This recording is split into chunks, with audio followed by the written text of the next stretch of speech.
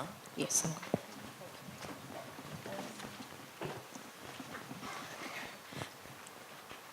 Thank you, everybody. My name is Pamela, as I've been already introduced, from the Center for Affordable Housing. I'm going to start by introducing the panelists which we have here in front briefly, and tell you briefly about the institutions that they come from, and they tell us secondly about the organizations, the objectives of the organizations, and then from that I'll pose some questions which will provide us some overviews, and if we have some time at the end, I'll then provide the floor an opportunity to ask some questions for further questions that they'd like to ask, or otherwise we can catch them outside at lunchtime, I believe. Okay, so to my far left, I've got Juliette Monroe. Juliette Monroe comes from an organization called the FSD, the Financial Services Development Organization for Africa. And they focus mainly on impact and development investments. And she will tell us more about the organization and its focus and objectives within the African continent. And in the middle, it's Michael Waller. He's from Sofala Capital. Sofala Capital is an investment organization based in Cape Town. They have presence in both Zambia as well as South Africa through an institution called I Build Loans, and as well as Zambia Home Loans, which is the topic of our discussions at the moment. And to my immediate left is Mr. Tambo Hamsete, who's from the Zambia Home Loans, and he heads up the institution. They work incredibly. I've spent some time in the organization when I paid a visit in August, and he will tell us more about the organization as well. Juliette Monroe, tell us a bit about the FSD Africa. Just an overview.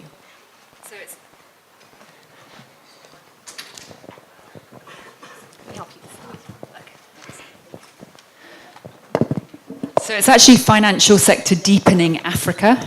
And basically we're a Pan-African organisation. We're based in Nairobi, but we have a remit to work across sub-Saharan Africa. We've existed for nearly 5 years now, so we're set up in the end of 2012. We're funded by the UK government. And so our objective is really to reduce poverty and drive economic growth, inclusive economic growth. And we have a number of different sort of instruments that we use and resources to support actors in various markets, whether it's regulators, policymakers, providers of finance, etc. So that's really what we do.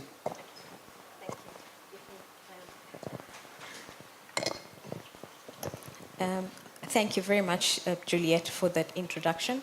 I think, Michael, you can give us your brief overview, then I'll go over to the questions. Good afternoon. My name is Mike Waller. I am the founder of an organization called Sofala Capital. Sofala Capital really it's a small business as yet, but it has a big idea. And that idea is that somewhere in the region of 80% of houses in Africa are not built by governments or developers. 80% of houses or more are built by individuals out there who typically would buy a piece of land, and then over time they would build their house incrementally. So Sofala Capital specializes in setting up businesses and in supporting businesses that fit within that theme. And we have investments, as Pamela mentioned, in Zambian home loans, which we're going to hear more about from Twambo, and in I Build Home Loans, which is a very low-income micro-mortgage provider in South Africa. Okay. Thank you, Michael. Twambo? Thank you so much. So I come from Zambian Home Loans, and Zambian Home Loans, like Mike has mentioned, is a specialized mortgage finance business, and we focus on construction finance to the retail, sector. So essentially, instead of funding developers, we fund individuals who are building their own houses. We do greenfields, we do completion, we do renovations. And now we are even doing diaspora, USD denominated construction finance mortgages. Thank you. Okay. Thank you very much, Tumber. So we've all heard in terms of the brief overview and introductions of the organizations that are represented up here. So we've got one, the funder, as well as the an on-lender present who has successful stories in terms of the Zambia home loans and the market that they've interacted with and they are servicing within Zambia. So I'm going to pose three key questions to each of my panelists from now on, and after they've answered the questions, I can then give an opportunity to the floor to interact with the panelists. So FSDA will be my first a target in terms of these questions. Juliet, if you could please tell us, in terms of the prioritization and identifying the sectors that the FSDA targets for interventions, because you also are focused on impact investing and within the continent, how do you identify the sectors and how do you prioritize them in terms of your interventions? If you could tell us that. Thanks, Pamela. So as I mentioned, our key objectives are around poverty reduction and inclusive economic growth.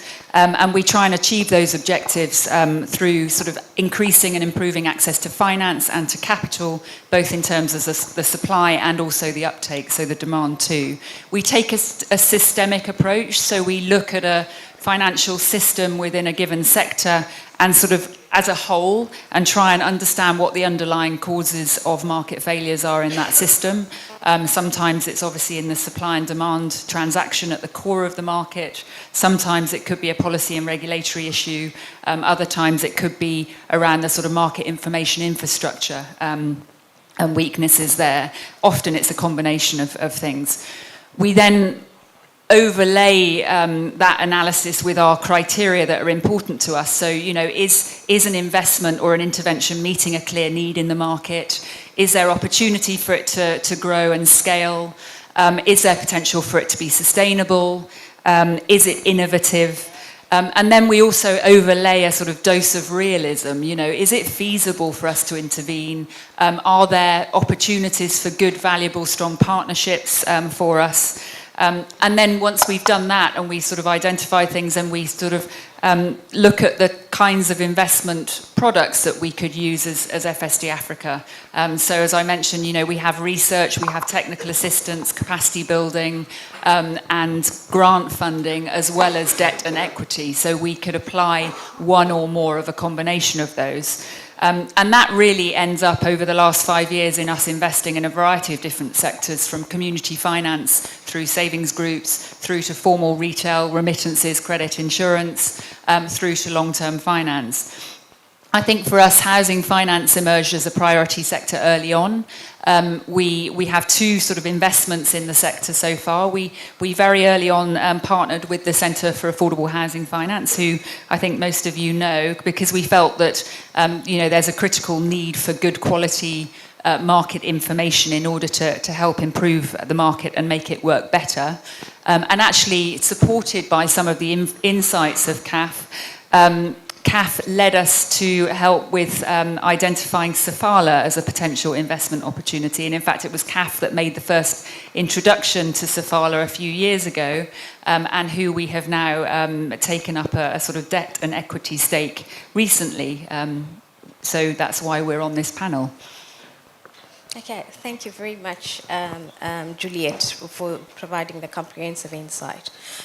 We've heard during the course of the morning in terms of the lending constraints that do exist within the market in terms of the affordability constraints that are faced in the markets. Has there been an intervention or collaborative efforts being made by the FSD Africa to collaborate with some of the traditional institutions in terms of new product developments and innovations to try and curb some of these challenges? So we have we've got a number of partnership with traditional financiers, sort of banks, yes, insurance companies, that kind of thing. Not in the housing finance sector, in other sectors. So if we're talking about West Africa, where we are, for example, we've got a partnership with Fidelity Bank in Ghana, where we're helping them roll out an agency banking network. And in Nigeria, we're working with Diamond Bank to help them roll out some savings and credit products for entrepreneurs and young people. And we're always on the lookout for sort of compelling, innovative partnerships. And that's really why we're here at this conference, to try and seek those out in the housing finance sector.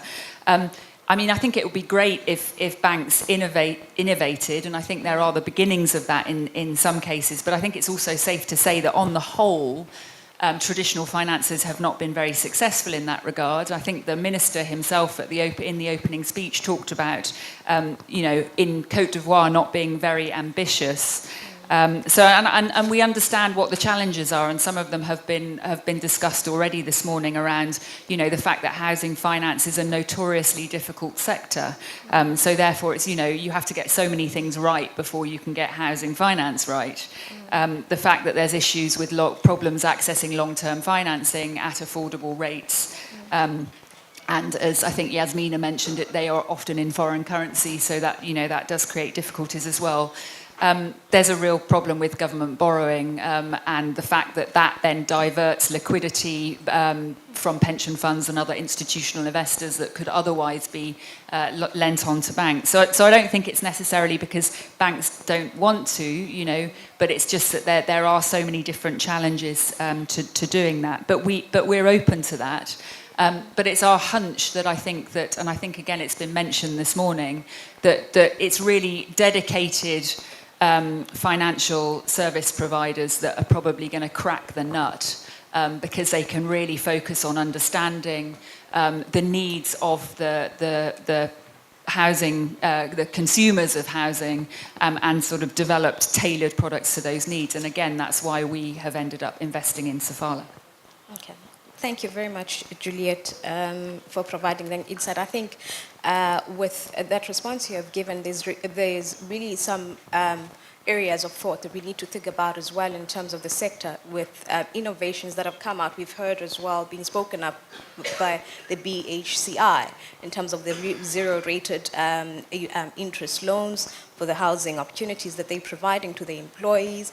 Methodologies of adoption that we could take forward for discussion, further research, and also a sharing of knowledge in the sector, which needs to happen, I think, going forward to enable access in terms of the housing supply at the end. Thank you very much.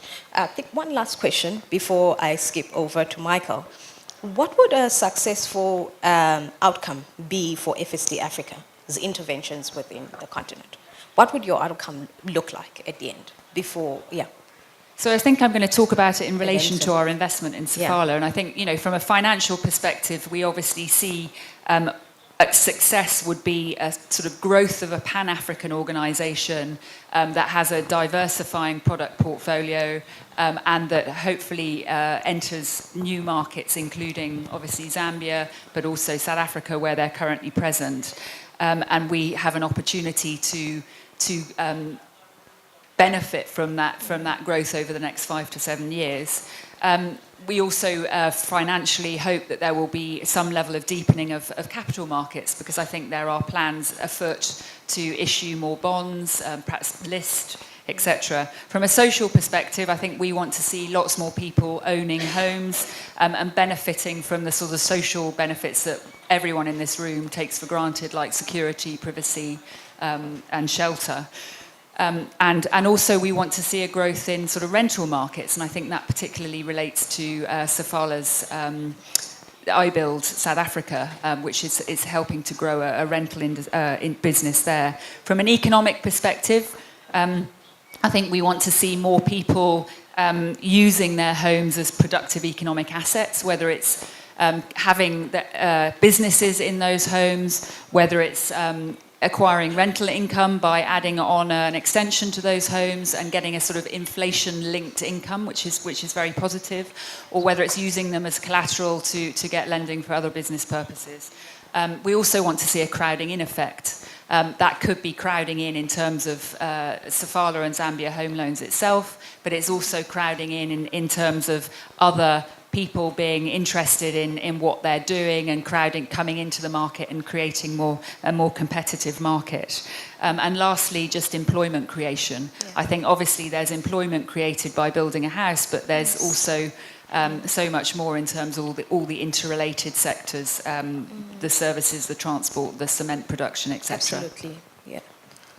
And thank you very much, Juliet. That closes my 3 top questions for you. Thank you very much. Michael, on to you. 3 questions that I have for you. First one being, I find Sofala to have a very interesting investment philosophy in terms of their choice of areas for investment and the types of institutions that they're going to. Could you please briefly tell us in terms of this, of your choice of investment, in terms of what makes Sofala a differentiated capital investment institution? Thank you.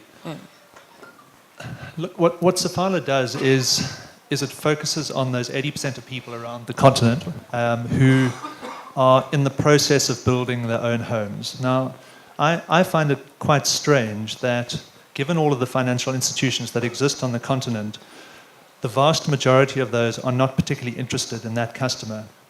And I think the reality is that when you fund a customer that's in the process of building their own home, it can be quite a messy process because typically one of these customers is a middle-income person, they've got a job, and what they do is they will save for a couple of years, they will buy a plot of land, and then typically at the end of each month, if they've got free cash flow, they will invest that cash flow into their structure.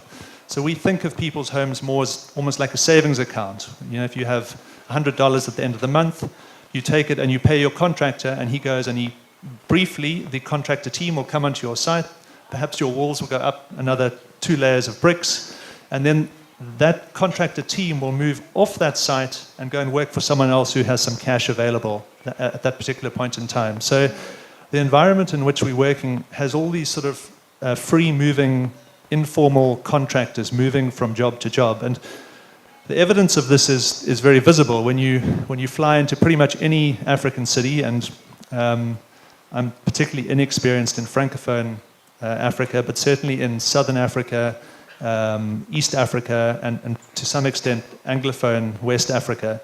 When you fly into those cities, you look out the window, particularly along the urban edge, you will see thousands, if not tens of thousands, of houses that are half-built. And it can be just the foundation that's sitting there, and you know everybody's seen the weeds growing up sometimes from the foundations because that particular person has perhaps run out of money. But more often than not, the walls are going up slowly each month as cash flow comes into through this person's particular form of earnings. So our small insight really is that we want to specialize in helping these people to complete their homes.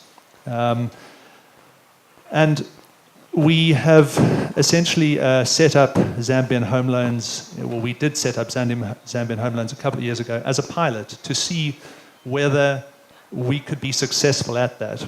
And as shareholders in Sofala Capital, we all dipped our hands in our pocket and we came up with some personal capital and then ran around with our begging bowls to try and find other people who wanted to help us prove whether this concept could work or not.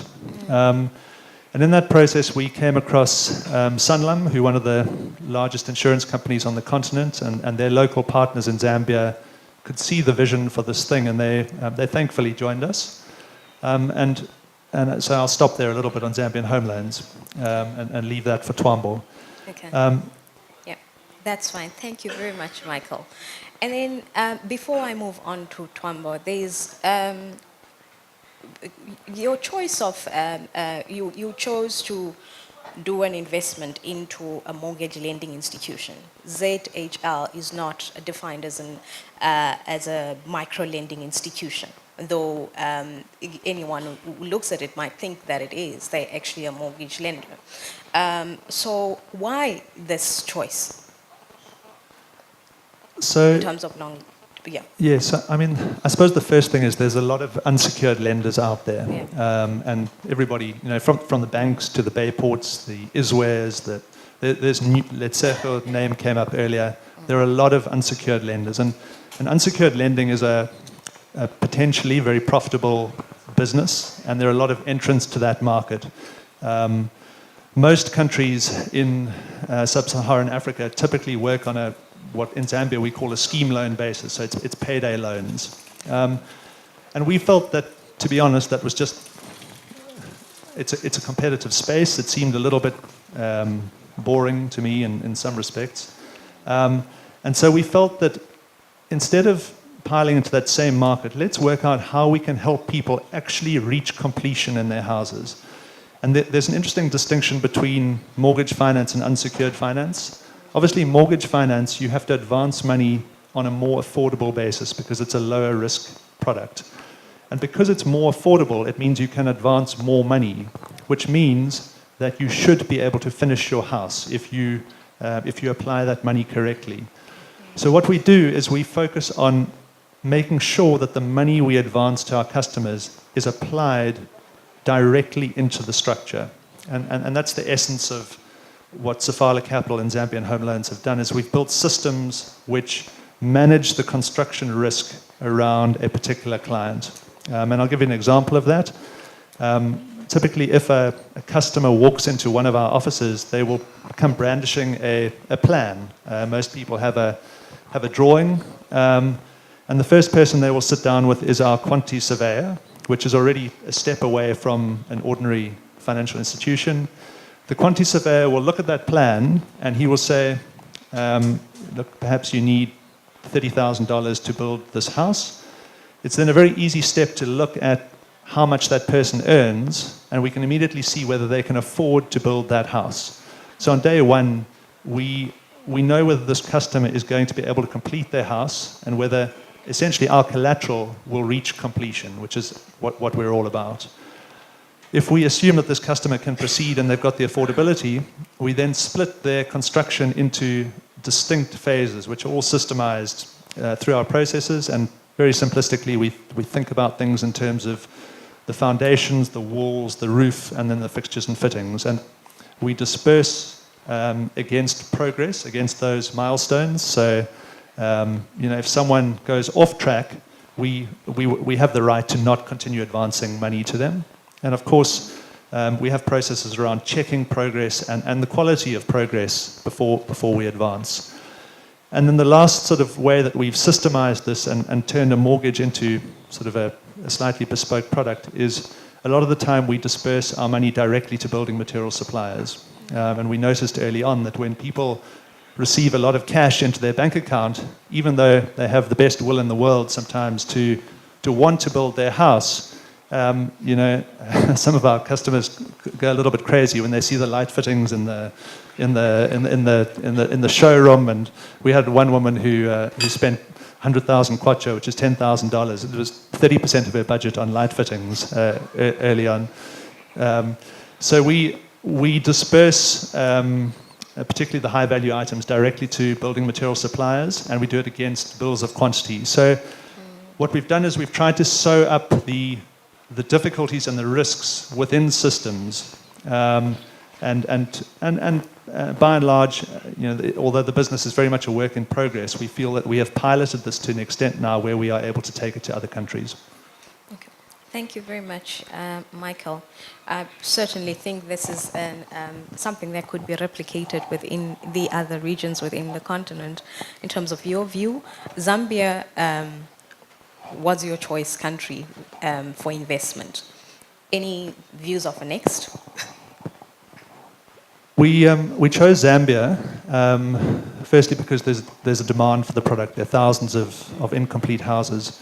But the other reason was that we found a good partner in Zambia. And our business is not particularly capital intensive, so we don't need huge checks in order to partner with someone in a country. However, we do need some capital to begin to generate mortgages. And then ultimately what we do is we ship those mortgages potentially off to other banks who might want to refinance those mortgages, or we securitize them. But finding that partner is the essence of how we choose our countries. The demand for the product is pretty much ubiquitous across most of Africa. But we will choose our next 1, 2, and 3 countries based on the quality of the partner that can potentially bring some funding and some liquidity for the initial mortgages for the rollout. Thank you very much, Michael. pass along.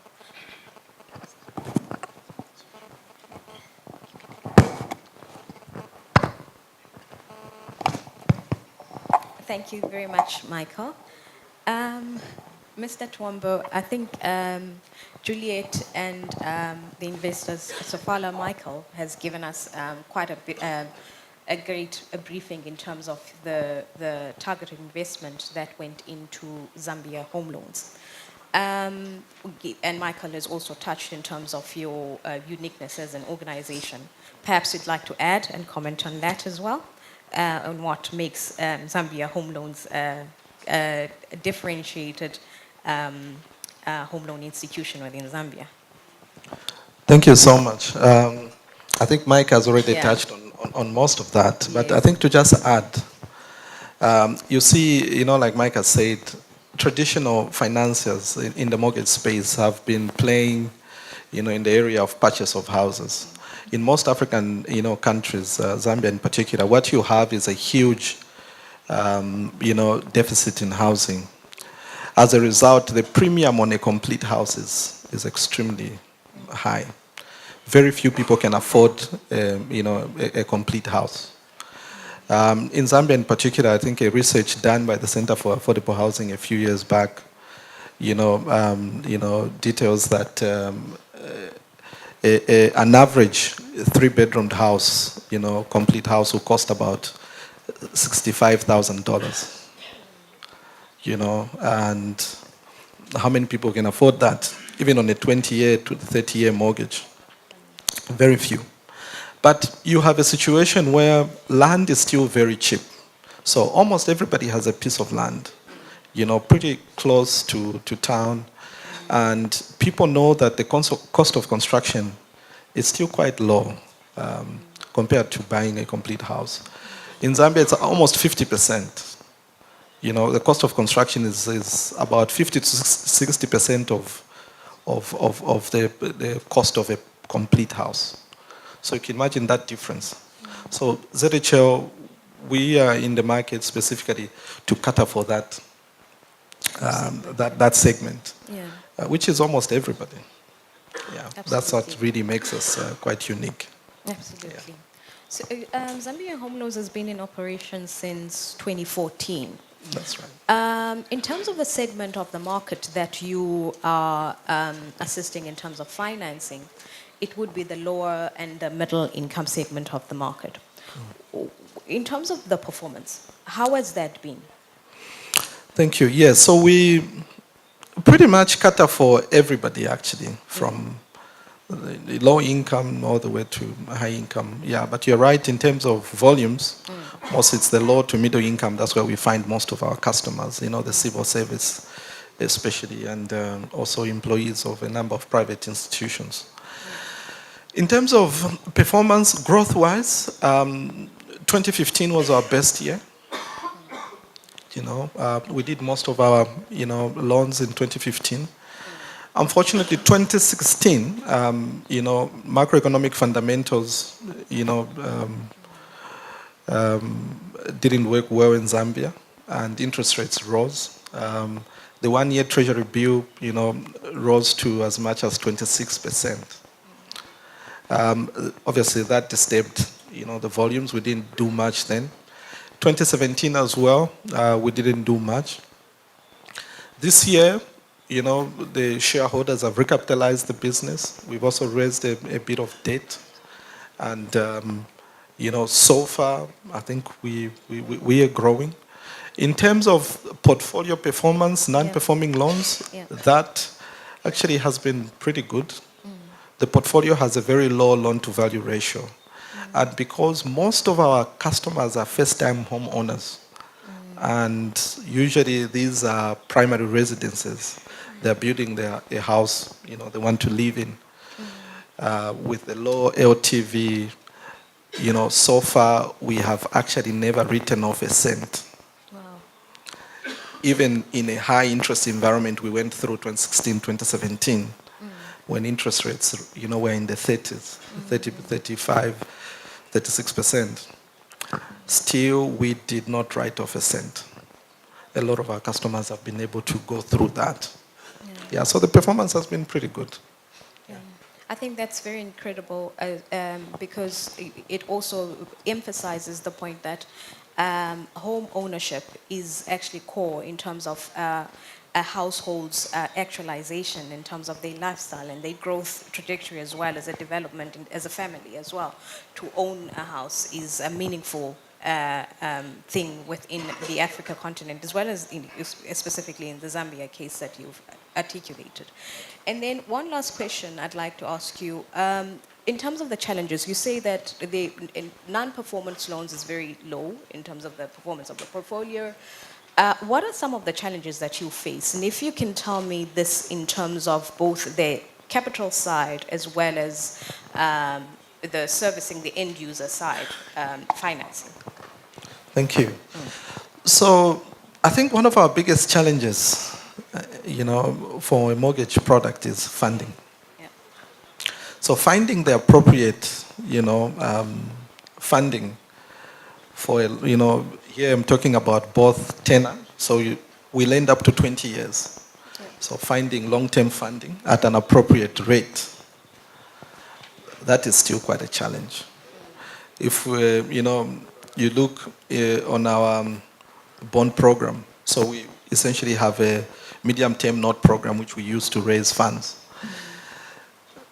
The sweet spot for most investors is around, 7 years, 5 to 7 years. Yeah. I'm not too sure why. We've actually been trying to understand why pension funds who have very long-term liabilities want short-term assets. So it's still work in progress. We're working on that. Interest rates as well. That's another big issue. The yield on these, the expected yield on these notes, because of the high government borrowing, and we use usually government securities as benchmarks. Currently, the one-year treasury bills are 22.5%. And investors are asking for 200, 300, 400 basis points above that. That's very tricky. People talk about raising, funds from outside. There's a challenge with that as well. While, there's quite availability of USD, money out there.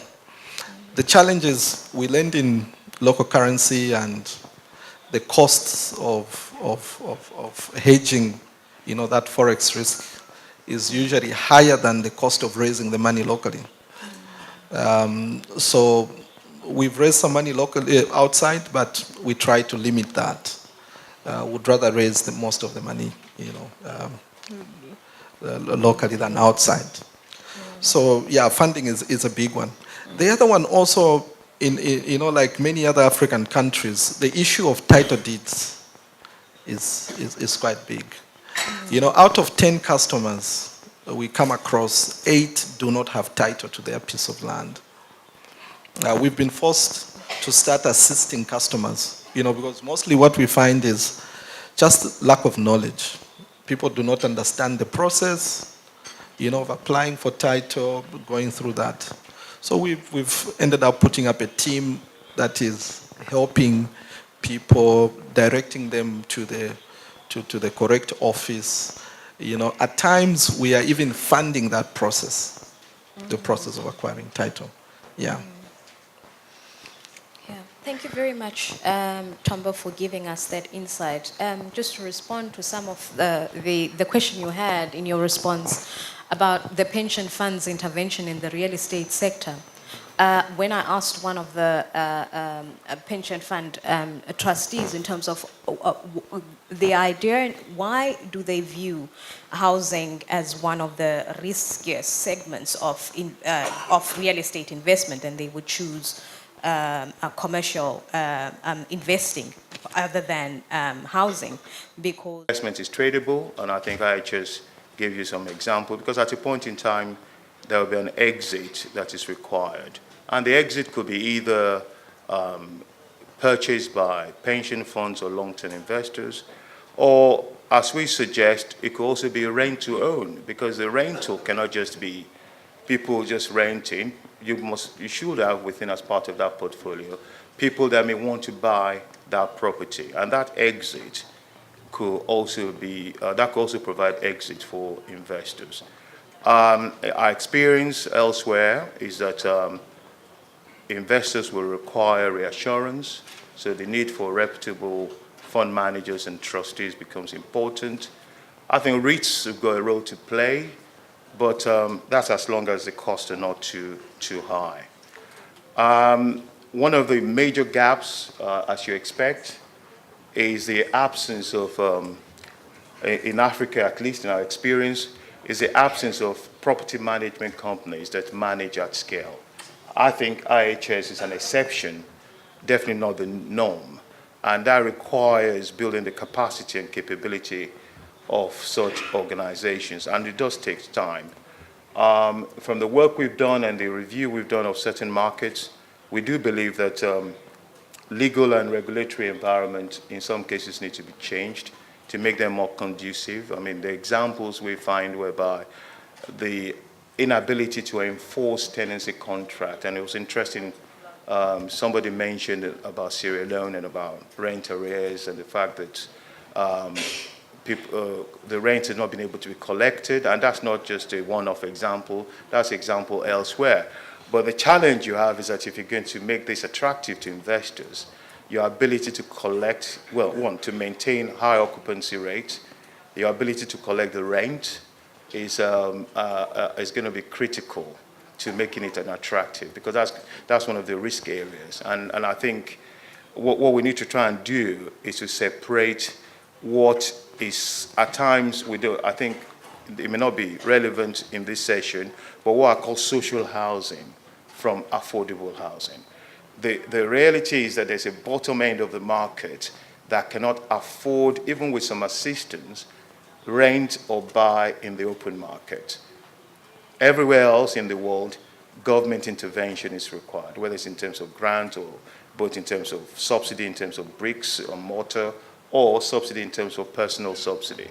But I think the challenge at times in Africa, when we look at the income pyramid, we don't talk about interventions for different income groups. And I think that's also part of the sophistication that needs to take place. But importantly, having rules that are enforceable are critical. To build the capacity, I think you need skills and knowledge. Just a quick, I know time is of the essence, just a quick example. I don't know whether we've got colleagues from Shelter Afrique here. We had I think the joy of working on this case study about 2.5, 3 years ago. I think Rugarama Park is a big scheme in Kigali being financed or being sponsored by Shelter Afrique and Bank of Development of Rwanda. And we were invited to help them to assess the viability of developing a large-scale affordable rental company. Why? Because they felt that they wanted to de-risk their exposure to the housing market sales, to, as some colleagues have mentioned earlier, to mitigate against the constraints caused by the limited mortgage market capacity. And importantly, they felt that there was an opportunity, especially from the Bank of Development of Rwanda, to explore the opportunity to replicate the model on other large-scale new developments. If you're familiar with what's happening in Kigali, there's a lot of new planned developments emerging. And the reality is that you're going to need a mixed tenure approach to respond to that particular market. What we found, and I think as the IHS example has proven, and I know that there was also going to be the feeling that because IHS have initially been successful in South Africa, it might not be easy to transfer that to elsewhere. But I think they've demonstrated that, one, you can have a viable large-scale rental company that is viable financially and operationally. It could be for the right investors, and that's what we found in the work we did in Rwanda, to be an attractive investable proposition and provide the right commercial returns, especially when you mix the benefit that comes from capital value appreciation with the fact that the rental is also going to be inflation, is going to be inflation proof, really, compared to traditional treasury gilts that are not necessarily the best in terms of how they respond to inflation. But we felt there were some regulatory and policy changes that were required. We do, in the work we did, that for the funding to be viable, the interest payment to investors needs to match the profile of the rental company. But I cannot understate this. We, in our, the work we did identify that the governance structure that is required for corporate funding needs to be boosted significantly, as well as capacity building, because if you're going to do property management, you need to start creating the professional bodies that is going to train people to manage large-scale properties. And we found in that particular work, at least in Rwanda, there was an absence of that professionalism in terms of the professional institutions. That's me done.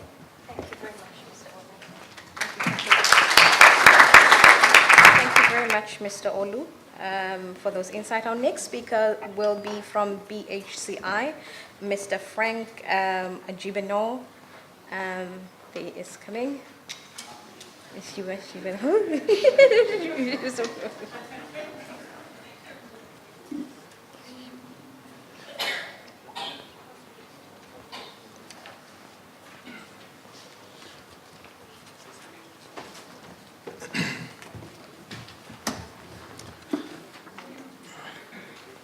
Bonsoir. Alors c'est Franck Djibenou. Juste, ouais, Djibenou, ouais, merci. Alors, je suis de la BHCI, donc la Banque de l'Habitat, Côte d'Ivoire. Et par rapport au sujet, je voudrais revenir sur quelques mots que j'ai notés avant moi. Alors, il y a quelqu'un qui a dit que devenir propriétaire est un rêve pour toute personne ou tout individu. C'est un rêve. Et nous pensons que est-ce que c'est vraiment un rêve de devenir propriétaire pour un individu? Nous savons, et on l'a dit tout à l'heure, que lorsqu'on sort de l'école ou quand on sort d'une famille, la première des choses qui nous tient à cœur, ça ne devrait pas être devenir propriétaire. Ça devrait être d'être dans un logement décent. D'abord ça. Donc on va parler de location.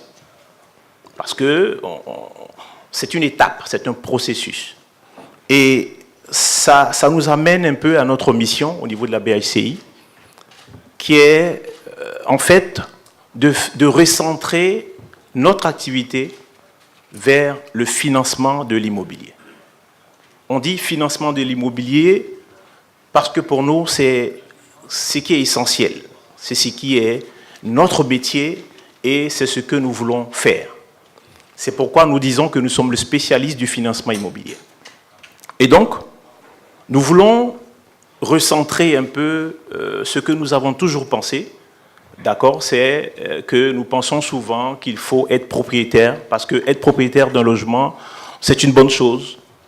Voilà pourquoi aujourd'hui, beaucoup de politiques essaient effectivement de mettre en place des programmes, des projets, pour permettre effectivement à la forte demande de logements, de permettre aux gens de pouvoir avoir une maison.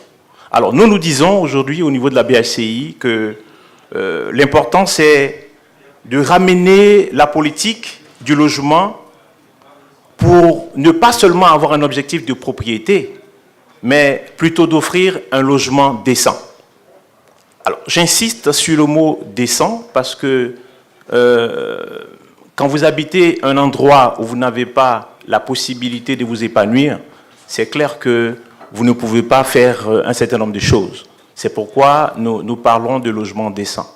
C'est quelque chose de très important. Et c'est ce qui nous caractérise dans notre stratégie de financement, dans notre stratégie d'avancement au niveau... je parle de la Côte d'Ivoire parce que c'est quelque chose que nous savons, que nous connaissons très bien. Et tout ça dépend du politique, de ce que nous voulons faire en tant qu'être humain.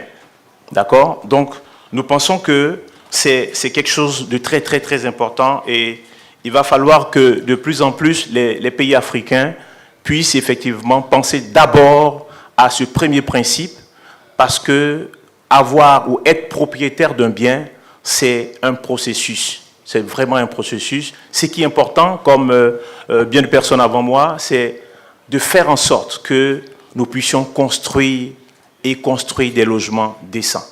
Plus nous aurons des logements décents, plus les populations qui viennent dans les zones urbaines pour pouvoir chercher du travail pourront se loger et pourront produire effectivement les résultats recherchés au niveau de leur, on va dire, au niveau de leur travail.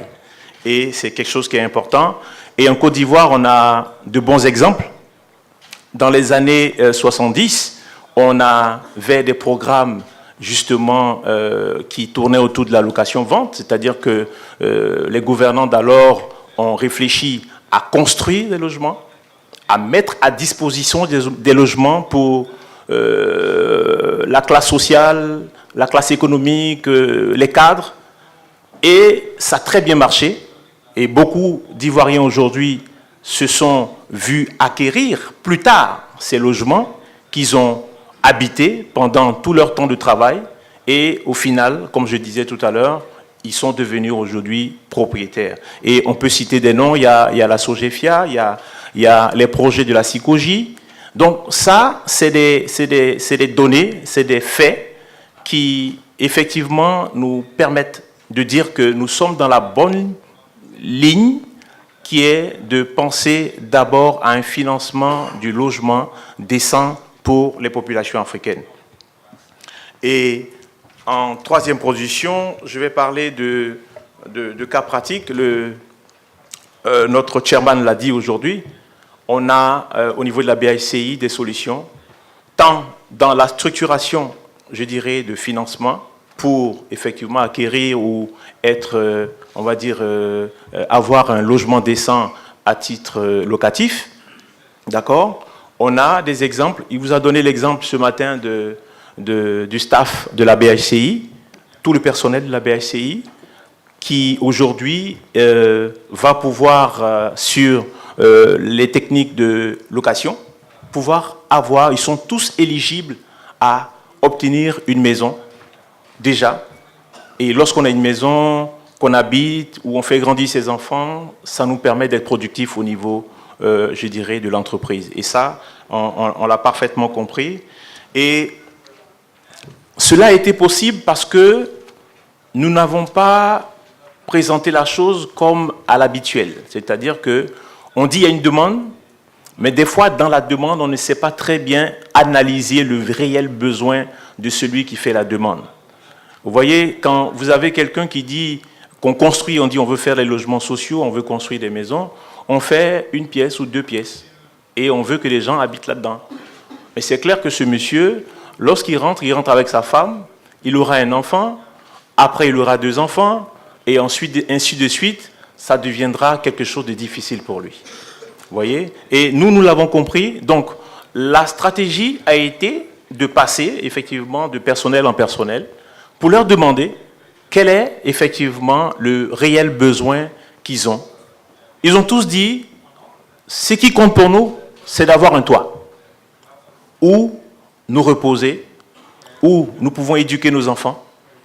Nous souhaitons avoir une maison où nous avons 2 toilettes, ou 3 toilettes, ou 4 toilettes, parce que nous allons recevoir des personnes. Nous souhaitons avoir 2 chambres, 3 chambres. Donc sur ce modèle, sur cette base, nous avons en interne des spécialistes qui ont réfléchi, qui ont cogité et qui ont permis effectivement de pouvoir réaliser ce projet qui aujourd'hui fait la fierté de la BHCI, de la Banque de l'Habitat. Et nous pensons qu'il faut partir donc de la base pour remonter avec des solutions sur mesure qui nous permettent effectivement de pouvoir, je dirais, obtenir le résultat qui est effectivement permettre aux gens d'être dans du logement locatif. Nous avons aussi travaillé sur le taux. Vous avez déjà entendu parler du PTZ. C'est une politique qui va permettre effectivement de résoudre le problème de déficit de logement, parce que vous avez des promoteurs que nous agréons au niveau de la BHCI, et ces promoteurs sont financés à des taux imbattables, je dirais comme ça, et du coup, financés à des taux qui sont intéressants, découle effectivement sur du crédit acquéreur à un taux zéro, qui effectivement permet aux gens d'avoir accès, on va dire, au financement pour pouvoir habiter un logement d'abord et après ensuite acquérir ce logement par le jeu de plusieurs techniques. Et ça, c'est les exemples à copier, c'est les exemples que nous voulons partager avec l'ensemble des décideurs ici. C'est aussi une manière pour nous de dire que le secteur du logement locatif est quelque chose de réel. Il faut y apporter du financement, il faut y apporter, des capitaux pour permettre effectivement à ces entreprises qui sont des promoteurs de pouvoir réaliser effectivement ces logements décents pour permettre à nos populations de pouvoir enfin avoir un jour la chance de pouvoir à la longue acquérir un logement. Et c'est ce qui fait la différence aujourd'hui avec la BHCI, avec les autres institutions financières ou avec les autres banques. Nous voulons être spécialement focus sur le financement de l'immobilier. On ne veut faire que ça, rien que ça. C'est pourquoi la structure s'est spécialisée, la structure s'est agrandie et nous avons une vocation sous-régionale, donc ça ne nous gêne nullement d'aller au Sénégal, d'aller au Mali, d'aller dans toute la sous-région, de pouvoir apporter cette expérience, ce que nous avons fait ici, et dire que cela est possible. Et je pense que ensemble, on pourra véritablement arriver. Donc voilà ce que je voulais dire sur cet aspect. Merci beaucoup.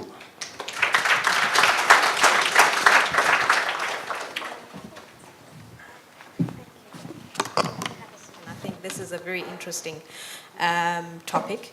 We've also seen the development of this segment of the market in South Africa specifically as well, in terms of funding and financing for rental stock within the market. It's exciting to see also the BHCI's commitment in this market as well. I think BHCI was one of the institutions I saw coming in from the airport that was visibly advertised in terms of its interventions in the market. So that is really quite interesting and I think appreciated by the market at large. So two questions that I'll ask before I open to the floor. One is to you, Mr. Olu, and it's in relation to the issues about asset management and value appreciation of your building once you have developed it. Many academics sometimes like to refer to the issue of rent to own as not being an ideal way of putting investment, because it poses a risk in terms of the quality of your asset, because there is an unclear ownership in terms of that. Am I the renter the owner, or is the owner who has leased to me the owner, but they're not going to be the ultimate owner? So could you please answer that point in terms of the academic's view of viewing the rent-to-own model? Okay. I'll probably just give you a practical response. I mean, technically, the owners of whoever owns a property is the landlord. Until you outrightly purchase it, it's still a rental, it's a tenancy. So that's the legal contract. But on a rent-to-own arrangement, which is different from pure rental, the individual will have put a deposit down. So they will have had a stake. And the sense is that they will have had an emotional commitment to that asset. So they take care of it as if it's their own. Yeah. And the examples we've found elsewhere is that most people then actively try to purchase it as early as they can. But technically, in terms of the legal arrangement, as of the time when you start, the owner is either the developer or the institution that owns the asset. The renter is a tenant, and then when they purchase outright, they become the owner. Okay. Does that answer Yeah. your question? Yes, no, Yeah. that answers the question. But I think the contention there, or the discomfort, is the fact that some of these buildings, when they are bought, they're not really cared for in terms of property management. So the idea then, and the thought was that, should I be setting up as a developer immediately property management company when I do my development? And I think in a way, what you've identified is what we see as the gap. Yeah. Property management in other parts of the world, it's a sector profession on its own.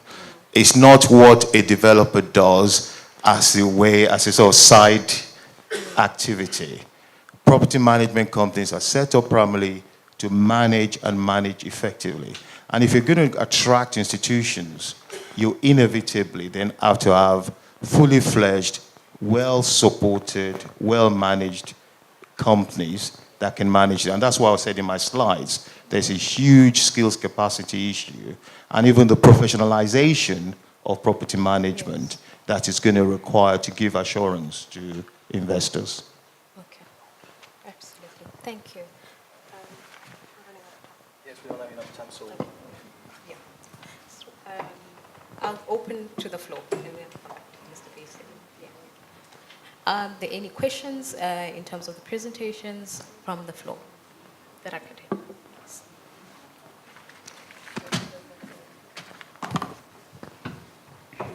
That will be the only question. Thank you. Yeah. Mr. Olu, from your experience, when there's a rent to own arrangement, does it mean then that the rental repayment per month will add up a component for housing financing, in this case a mortgage? Is that what is obtaining? And if it's not, then when it comes to disposing of that particular property, is that a period when the mortgage will kick in? Thank you. You have 1 minute. All right. In a short, I mean, technically there's no mortgage. What you normally have is going to be like a premium that somebody pays in additional to the rent. So you pay the rent and you're paying a small, I mean, depending on the term, whether you want to do over 10 years or 5 years, there's a sort of bit they pay as a premium. And the whole idea is that at the end of the term, the property reverts back to the tenant immediately. So there's no mortgage, there's no refinancing. But in addition to your rent, you're paying a little bit more, which is basically to cover the purchase. But I can talk to you outside if you want to. Okay. Mr. MC, Thanks to the panelists. Pamela, you stay on the scene, I think. Thanks to the panelists. We're moving to another panel. Please give them a word of applause. We are calling Mr. You don't need to.